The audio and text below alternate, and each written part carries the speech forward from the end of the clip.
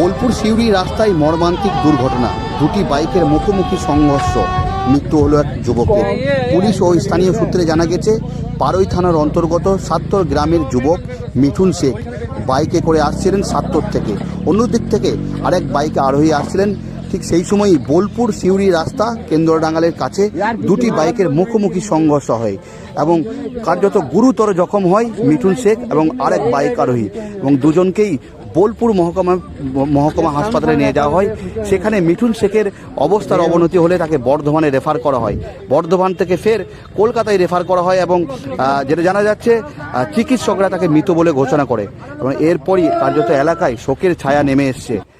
অল্প বয়সে তরতাজা প্রাণ চলে গেল এবং এই রাস্তা বোলপুর সিউড়ি রাস্তা কার্যত মরণ ফাঁদে পরিণত হয়েছে এবং এই পুরো ঘটনা তদন্ত শুরু করেছে পারই থানার পুলিশ।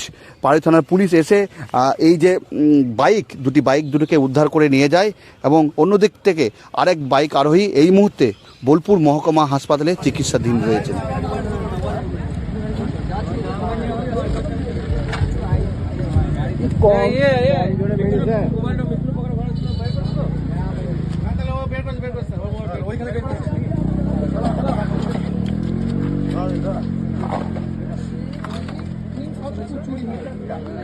यार कितने मार लो गाड़ी के हम कौन जोड़े वो ना स्पीड में चल रहा है। ये गाड़ी तो घुटे नहीं होते, ये सामने सामने धक्का लेते घुटे नहीं होते भैया। लोग